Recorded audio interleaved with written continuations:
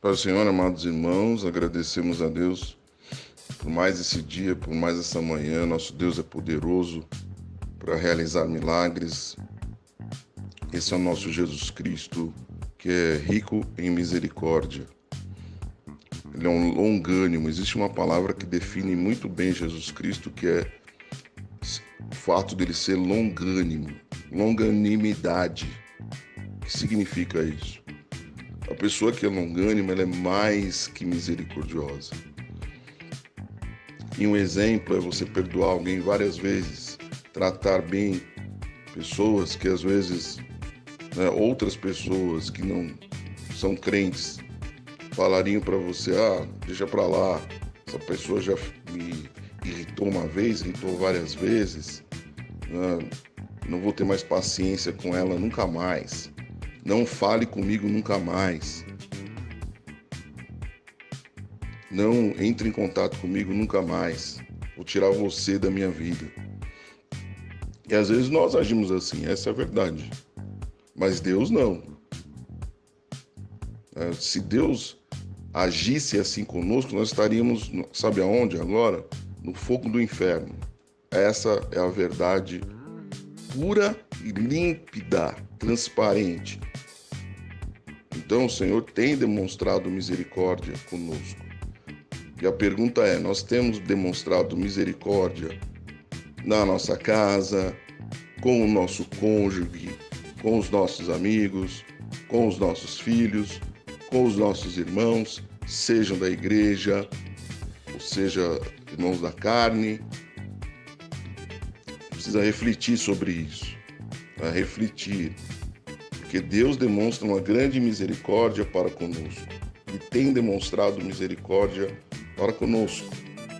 Ele tem feito isso, ele tem realizado, essa misericórdia tem sido não só no sentido abstrato, mas material. Nos dando saúde, nos protegendo contra a pandemia. Ou você acha que é só a higiene que protege? Não, é o poder do nosso Deus. Ninguém está falando aqui que nós não precisamos seguir os padrões de higiene. Nós devemos, é nossa obrigação como cidadãos. Mas não podemos, de maneira nenhuma, esquecer que é o nosso Deus que nos protege contra a pandemia. Então isso é muito importante, isso é importantíssimo. Então não tem nada a ver uma coisa, como nossos amigos portugueses dizem, né? Não tem nada a ver alhos com bugalhos. Uma coisa é alho, outra coisa é um bugalho. Bugalho não é alho. Então, amados irmãos, vamos demonstrar misericórdia para com as pessoas que supostamente, no nosso preconceito, e digo, para o que é o preconceito? É um conceito que você já tem que você nem sabe o que é, mas você já tem um conceito. Então chama preconceito. Nosso preconceito, nós não demonstramos a misericórdia que nós deveríamos estar demonstrando para todos aqueles, que estão por volta ali, o nosso próximo, nosso irmão, nosso cônjuge, nossos filhos. Então vamos tomar cuidado com isso em nome de Jesus. Amém? Amados irmãos, Mateus capítulo 9, versículo 18, que passagem maravilhosa, né? Como a Bíblia é um livro poderosíssimo se nós assim acreditarmos, né? Basta nós acreditarmos. Então creia na palavra do Senhor. Esse grupo chama Rema, porque Rema, sabe o que é Rema? Você tem a palavra Logos e tem a palavra Rema. A palavra Rema é aquela palavra onde o cristão, o crente, o evangélico, o protestante, seja qual for a nomenclatura, ele olha para aquele versículo, ele toma posse daquele versículo e ele vive aquele versículo na sua intensidade. Ele vive aquele versículo na intensidade. Fala, não, eu tomo posse, essa palavra foi escrita para mim e para os meus problemas e para os meus desafios e para as minhas fraquezas, para a minha enfermidade. Essa palavra foi escrita por Deus. Deus utilizou alguém, um autor, para falar comigo. Então, isso significa rema, palavra viva. É quando eu tomo posse da palavra. Eu pego aquela palavra, escrevo, sabe aonde? Não em caderno, não em anotações. Você pode até fazer anotações, eu acho que é até interessante. Na minha época, as pessoas pregavam, eu e a pastora Meg, nós ouvíamos pastores, nós levávamos cadernos para anotar as pregações. Isso não vejo as pessoas fazerem, é muito raro. Para depois chegar em casa, lembrar, né, o que o pregador, o pregador, o homem de Deus, ele estava pregando, e a gente refletia e discutia, né, a palavra de Deus ali. Então a palavra rema, a palavra viva, é quando eu tomo posse da palavra, quando eu creio na palavra, né, e tomo posse para a minha vida. Então olha só, Mateus capítulo, deixa eu verificar aqui, é o 9? Isso, é o capítulo 9? Isso, 9, no versículo 18 diz o seguinte: enquanto essas coisas lhe dizia, enquanto Jesus Cristo estava ensinando, por isso que Jesus Cristo é chamado de Rabi, ou Rabine, que significa mestre. Muitos chamavam ele de mestre, professor. Ou professor, muitos chamavam Jesus de mestre. Professor, que significa professor. O mestre hoje é aquele que tem, para ser um mestre hoje, você tem que fazer doutorado, né? Magistrado, doutorado, é isso mesmo. Você é um mestre. E Jesus Cristo era chamado de mestre. Olha que interessantíssimo isso. Mas enfim, vamos lá. Vamos lá para a palavra. A palavra diz: enquanto essas coisas lhe dizia, eis que um chefe, o nome dele é Jairo, aproximando-se, o adorou. E disse: minha filha faleceu agora mesmo, mas vem, impõe a mão sobre ela e viverá. Veja, amados irmãos, que passagem assim estrondosa. Olha só como Jairo nos ensina. Jairo era um chefe fariseu, hein? Um detalhe que não pode ser tirado. Mas o desespero de ver a sua filha, né, já morta. Quando ele foi até Jesus, ela ainda estava viva, mas ele recebeu a notícia ali no meio do caminho que ela já tinha morrido. Ou não, na verdade, ali antes de Jesus, sua filha já morreu. Né, para falar assim, esquece, não precisa nem consultar Jesus. Sua filha já é morta. Não tem como você... o mestre aí, o professor, não vai fazer nada. Então ele já tinha essa informação. Mas mesmo assim, ele perseverou aos pés do Senhor. Então, meus irmãos, analisem e vejam como essa palavra é poderosa para as nossas vidas. Analise, veja como essa palavra, como essa passagem fala conosco essa manhã. Eu não sei qual é o seu problema, qual é a sua dificuldade. Eu não sei o que te espera hoje. Né? Mas uma coisa eu sei, que o mesmo Deus que Jairo buscou, quando a sua filha já era morta, é o mesmo Deus de hoje. É o mesmo Jesus, não mudou nada. Não aceite uma palavra, existe uma palavra satânica de ceticismo, de pessoas que não têm fé, de pessoas que nunca tiveram experiência com Deus, de pessoas falhas. Falhas no sentido não é de pecado, não. Falhas no sentido de não acreditarem mais. Tem muitas pessoas assim que parecem crente zumbi, morto-vivo, que não crê mais no poder de Jesus, que não crê mais nos milagres de Deus, que não crê que Jesus Cristo, por exemplo, pode ressuscitar uma pessoa. Tem muitas pessoas assim que dizem que são crentes, mas não são. Essa é a verdade. Porque o verdadeiro crente é aquele que crê. Não basta só chegar e falar assim, Jesus, eu creio em Jesus. Não. Paulo fala que nós devemos acreditar. Não basta só acreditar. Jesus, você acredita em Jesus? Eu creio. Você crê nos milagres? Não. Então você não é crente, você é outra coisa. Você é um descrente ou um crente disfarçado de crente. crente de verdade acredita nos milagres de Jesus Cristo e acabou. Não tem como. Não tem como fazer essa dissociação, né? Tem muitas pessoas dissociadas aí. Eu falo para você de antemão, para ser crente, olha só, a própria palavra diz, crente é aquele que crê, mas nos milagres do Senhor. Se não fosse para isso, amados irmãos, não estaria escrito aqui. E o próprio Novo Testamento fala aqui nos Evangelhos Sinóticos, num dos Evangelhos Sinóticos, que, preste bem atenção, que muitas coisas mais Jesus Cristo fez, mas não tinha onde colocar. Senão tinha que escrever, sei lá, 180 Bíblias ou até mais. Então veja bem a disposição de Jairo. Ele estava indo lá, na verdade, porque sua filha estava enferma. Depois ele recebeu a notícia que a sua filha tinha falecido. Mas isso não mudou o fato dele crer. E isso é importantíssimo. Por quê? Porque muitas vezes a situação vem e piora e você deixa de acreditar. Porque a situação piorou. E você acha, nós achamos, vamos falar a verdade. Vamos falar a verdade. E nós achamos, sabe o quê? Que Deus não vai fazer. E não faz mesmo. Não faz mesmo porque nós somos crentes inócuos, vazios de fé, não tem fé, nem de um grão de mostarda. Então isso tem que começar a mudar.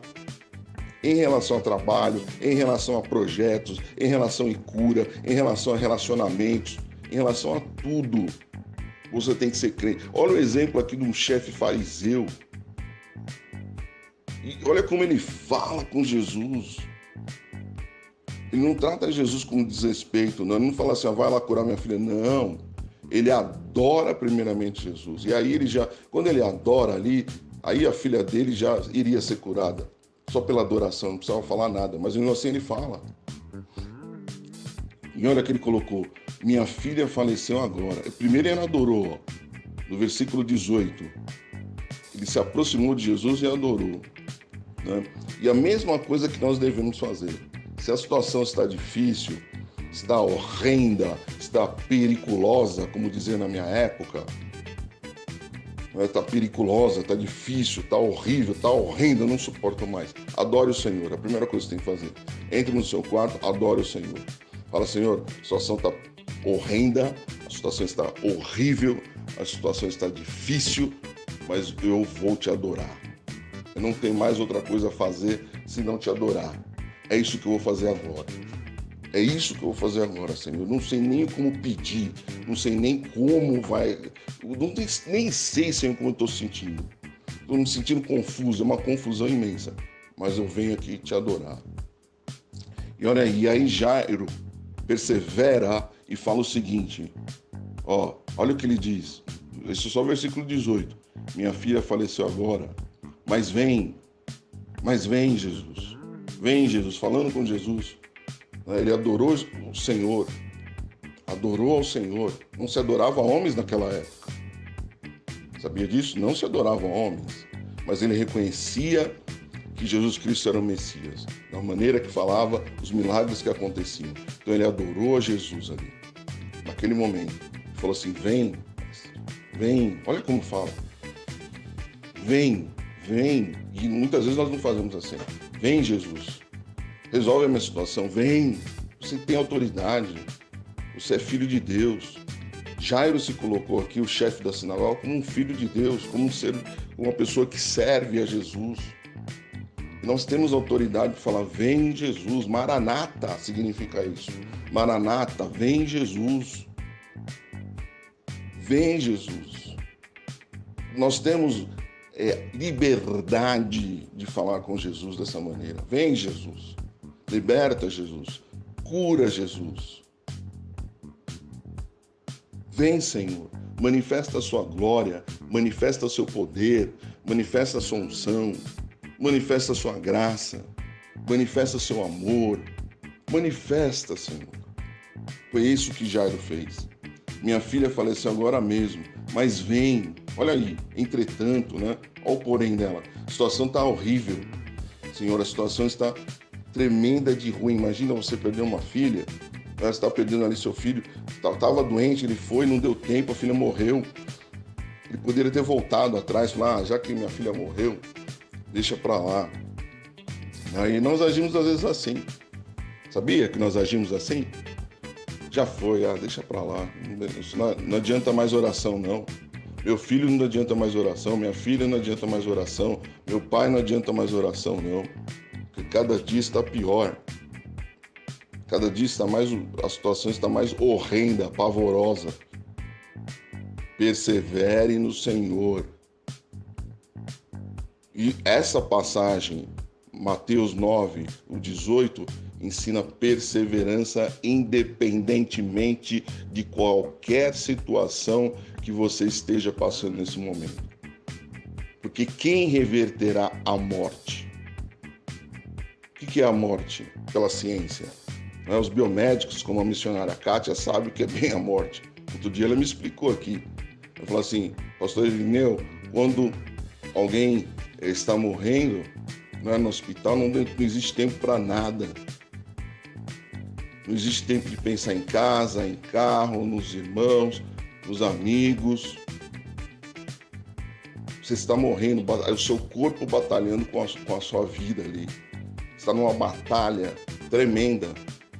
Mas tem pessoas que acham, quando estiver morrendo, se você realmente não for convertido, esquece que na morte ninguém vai se converter, que a morte já é uma situação onde seu corpo está tentando ali, batalhando com a vida, ter a vida de volta, né? O que a missionária Kátia me explicou de uma forma assim muito clara, transparente, foi muito legal essa explanação que ela me deu, né? Na experiência que ela tem nessa área de anos, de décadas que ela teve. Mas falando que quando você chega nesse estágio, você não pensa em outra coisa, não tem tempo de pensar em nada. Porque você morrendo, né, você em coma, às vezes você está em coma induzida, você não pensa em nada. É o seu corpo que pensa por você. E aqui, o corpo já tinha parado de pensar. Estava em estado, com certeza estava em estado de putrefação.